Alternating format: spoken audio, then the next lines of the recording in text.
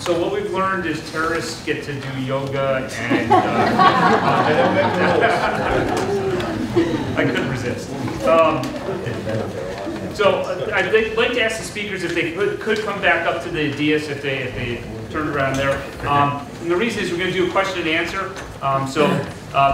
Please, we want to make this as interactive as possible. We're looking at about 20-25 minutes of question and answer. And then we're going to go into networking time where you can meet and talk individually with the members on here as well as the members of the board. And for brevity's sake, I am going to introduce the members of the board at this point as well. And so if you just stand up as I mention your name. Andrew Gordon. Green. Kevin Hallinan.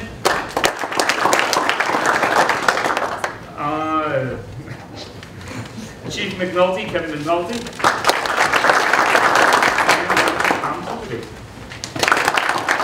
Of course, with our panelists as well. Again, Detective Arthur Keenan.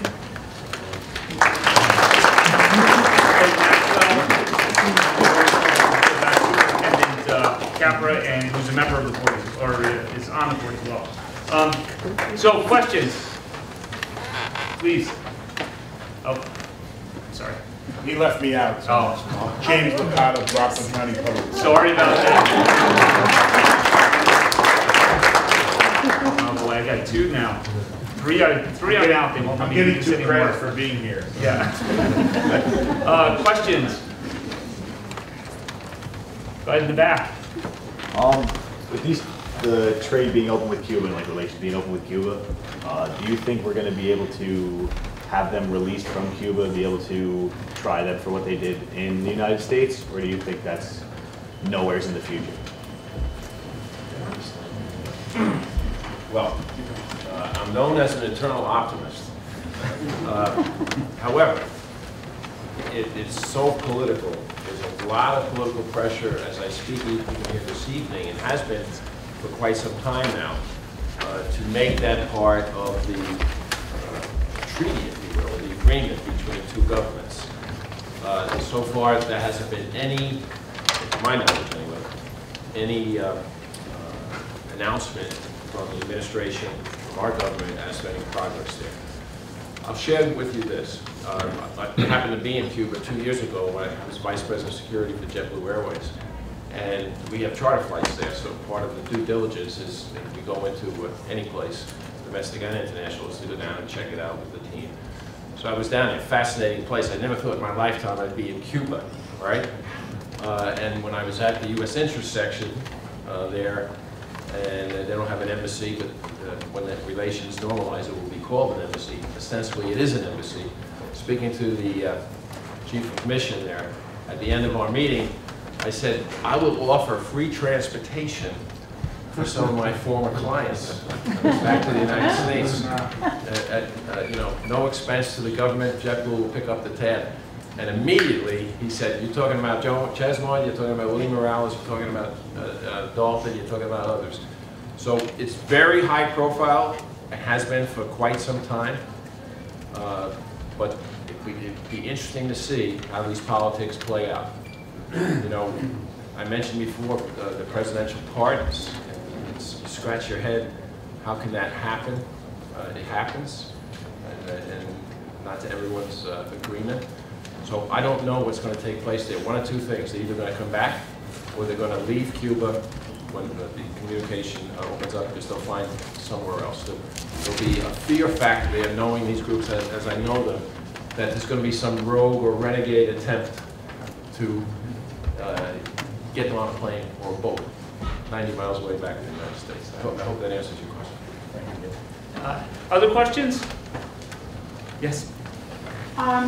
There was a lot of mention of use of technology and the internet and stuff. Do you ever think that there's going to be a time where terrorism is solely digital, and that the terrorists aren't going to be buying guns and shooting people or committing bombings, but they're going to use our electronics against us and either shut down our power grids or crash our airplanes that way instead of doing it in the physical realm? They'll do it in the electronic realm.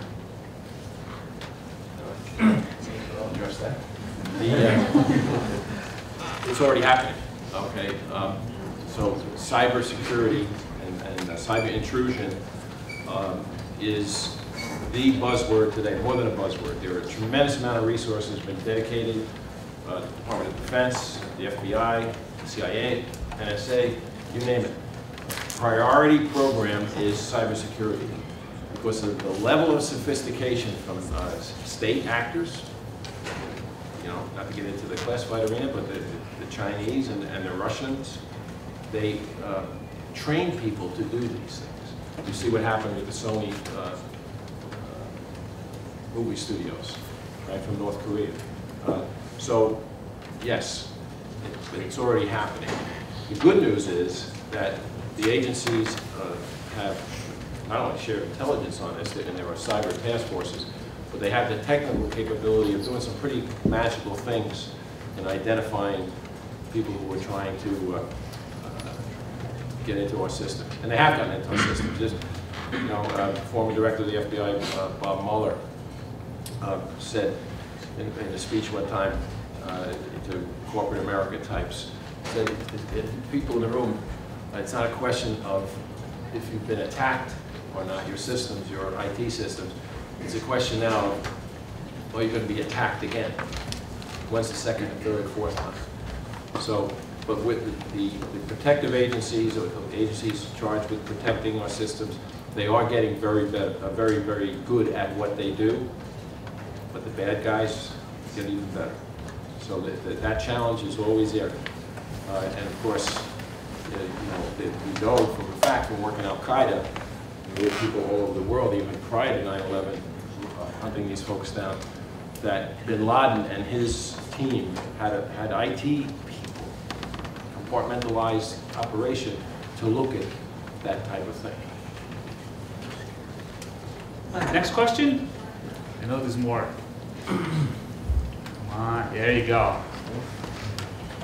With the advanced terrorist organizations such as ISIS communicating through social media, what would be the punishment for anyone supporting ISIS through like Twitter or Facebook or something like that? Could you punish them, individuals repping ISIS, from homegrown standpoint? Yeah, well, there are actually specific statutes that address supporting terrorism statutes that have substantial penalties in terms of prison, in terms of fine. Now, it's always an interesting question. Communication on the First Amendment, right? Because we will always, hopefully, we always will have First Amendment in our country and in the Constitution. That you really sometimes it's a thin line to determine, okay, what's freedom of speech, even though it's very unpopular speech, and what is actually crosses that line to supporting terrorism. But as you can see from recent cases, they're all over that. And again, with the, I call them the electronic toys, a simplistic term, and the sniffers between NSA, CIA, FBI, who can identify, this attorney mentioned it before, in terms of many incidents prevented by applying these tools and identifying people who are going beyond that line and actually supporting it. But ISIS is a huge, huge threat, and it will be for quite some time. Next question? Yes. I have two questions, one for the agent and one for the district attorney. This morning the president announced that one American hostage and one Italian hostage were killed in a hostage situation that failed. In your experience with the FBI and taking into account your knowledge and experience, what do you think, if anything, could the United States do in terms of improving U.S. hostage policy in situations like that? And for the district attorney, I know that right now the Supreme Court, or recently, there was a case involving rap lyrics and crime. Do you think that rap lyrics should be admissible as evidence for a crime? Because I believe there was a situation where there was a criminal who was involved in a murder, and he had written lyrics, and I believe they were used against him. Thank you. First? Well, let me answer it by saying rap lyrics shouldn't be excluded as evidence automatically because of rap. In every case, you look at every piece of available evidence. In many cases, all you have is not direct evidence, but circumstantial evidence. And it could be many factors that show what the person's intent was it a plan, was it an accident? And to the extent that it's relevant to a particular issue in the case, of course it should be admissible. And to the extent it's just inflammatory and it's just meant to just stir people's emotions, then it shouldn't be. You know, so you have to look on a case-by-case basis and determine what is the purpose that it's being introduced for. But to have a blanket policy and say, no, it shouldn't be admissible in any case, that's ridiculous. Then if you go across the board, you have to look at any evidence and come up with that standard. So, there was an awful tragedy that occurred with the killing of U.S. citizens with the drone attack.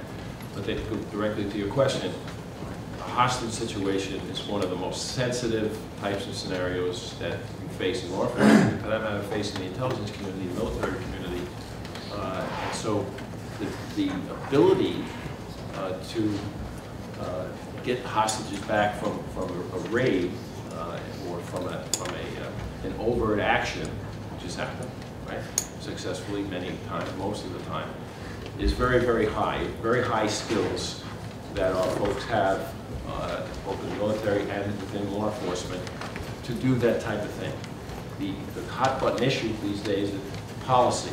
You know, the United States has, for many, many years, had a policy that we don't negotiate with terrorists because of the consequences that have been proven from other incidents in other countries, that it just furthers the frequency of such events.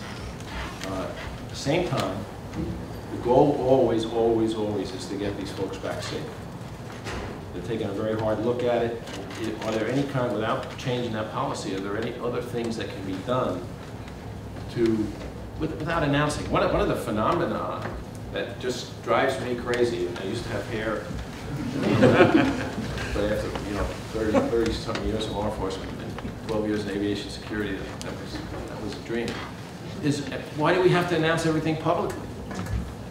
Hostage recovery works better when you stay under the radar. You don't tell anybody. My own personal opinion, if I'm allowed to editorialize now because I'm not with the FBI anymore, is that the Bin Laden raid. Hello? Why are we releasing all these details of that raid? That is just incredible to me. What it does, it emboldens the enemy. It gives them data and information that decreases the chances for success in the future. Those types of tactical operations have always, in my time, and I've been involved in some of them, have always been held secret and not announced. So we have this phenomenon that I think is an unhealthy one that makes our hostages more vulnerable to bad things.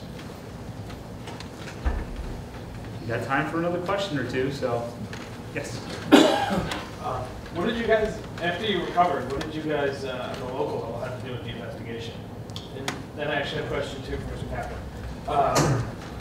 You mentioned a couple of the people that were like, they're now teaching at colleges and things like that, and the other lady you mentioned, she's kind of like the grandma in the prison. What do you guys do when you go to put somebody like that back together before they come out and wind up in those kind of jobs? Like, how do you actually do that? Well, I was detective at the time this happened, and because I was an eyewitness, I could not be really involved in the direct investigation of it. So I was basically shut out of the investigation, and my job then became the prosecution, the witness, and testified at trials both federally, statewide, and so forth. Now, what we did have was the previous detective, who happened to be Lieutenant Philip Heumann. He was part of the task force that was set up with the FBI and the district attorney's office. And he was a very good investigator. He taught me. I was kind of groomed for the job as he was promoted to a sergeant. Then I made detective. I was detective 4 years. I only did 4 years in uniform. And thanks to Phil Heumann, became lieutenant at I got that job and he moved up the ladder. I hope that answers your question. If I may just add quickly to that, so with the role of the Nyack PD and others, Rockland County DA's office that I mentioned, with Lieutenant Human, got to be a good friend, rest his soul. A very important event. You know, one of the subjects, Cecil Ferguson, actually hid out in the woods off of Mountain View Avenue for almost 2 days, almost 48 hours, and that was picked up later. And we knew that from the eyewitnesses, that one of the subjects did not leave in a car, went into the woods. It was Phil Human's persistence and his colleagues. As we sat and analyzed, even over a year later, we had searched all the woods. We had massive search operations, and we never found anything there. Because what was missing was the M16, the weapon of death that day. Most of the fatal wounds, according to the Rockland County ME, were made by 223 cartridge, okay? M16 round. So what did Phil do? And the Nyack folks were so persistent. We had a meeting, we went over everything. Let's do it again. And because of his persistence and Artie's colleagues, we actually, and I was fortunate to be part of that team that day, we uncovered the M16, a 9mm, and a ski cap, along with clips of ammunition in a shallow grave less than 300 feet behind the Scott residence on Mountain View Avenue, not that far into the woods, which we had missed the first time. So that's just one example of the cooperation that occurs between the agencies. Oh, to add to that, what happened there, and you'll recall this when I mentioned it, Lieutenant Human re-interviewed a teenager who was a witness, Scott family's son, and he re-interviewed him, and on that re-interview sometime later, about a year later, he remembered more detail, and based on that, Phil then decided to go in and research that whole area, right? The bad part of it was almost at the end of the federal trial, and the decision was made, oh, we have enough to bring in the smoking gun. It was never introduced to the trial. That's another story. So you want to know what we do to get them ready? Well, you know, inmates, their behavior has a lot to do with it. If some of them have mandatory programs, many of them, not all of them have some type of mandatory program, depending on their crime. And they have to take these programs. So once they've completed all these mandatory programs, they are complying with the rules and regulations, their attitudes and their behavior is satisfactory, and you know, they get themselves involved with vocation or in education, they've succeeded in doing what they're supposed to do on their end of the business. So when they get released, you know, there's just a number of different entities out there that want to put these people to work. And you know, there's different cultures throughout the United States and different states that treat people differently based on, you know, whether they've been incarcerated or not. And I'm certainly not going to offer a specific opinion on whether you should or shouldn't, because I don't think it's a black and white answer. But you know, and depending on what their crime is, certainly. For instance, you know, you're not going to give a pedophile a job in school. You're not going to give somebody who has embezzled money a job in the bank, you know, things like that. But that being said, there is, you know, especially in New York State. In New York State, there's a good number of people like Columbia that, you know, will hire Kathy Bodines and people like that. And, you know, I don't have the sexiest job in the world. I get these people ready, and sometimes it causes a lot of, you know, different thoughts with different people. But I think, again, my success is the lower my recidivism rate goes, is the higher my report card becomes. So that is my focus, and it's safety in our community. It's all about how safe can I keep my community based on who I have incarcerated in my facility. I hope that answers your question. We got time for one more question. If we've got one more. I thought I had seen somebody in the back over there. Yep, go ahead. I was going to ask, how can you kind of reverse the precedent we set with negotiating with terrorists? You look at the Bergdahl incident lately. How can you reverse that now that we've, you know, negotiated? Yeah, I guess that's pretty much my question. Well, yeah. So if you ask me the sticky one, the last one, that's okay. I'm used to taking it coming. You know? That's a one-time decision. right? I'm sure there's differing opinions about that. It's not a policy. One decision does not necessarily make a policy, doesn't necessarily make a precedent. I think a lot of lessons learned from that negotiation that I would venture to say whoever is in the White House would be, shall we say, extremely cautious in the future to try to go forward with something like that. So one decision does not necessarily make a policy. And back to this gentleman's question here, what can we do to improve the recovery of hostages? You got to take each case separately. There might be some really unique circumstances involved that cause the reasonable person or persons in charge of it to act, to think out of the box and act differently. All right? But that doesn't necessarily mean a blanket policy. Thank you very much. Again, I want to thank the board as well as our speakers tonight. If you can give them another round of applause.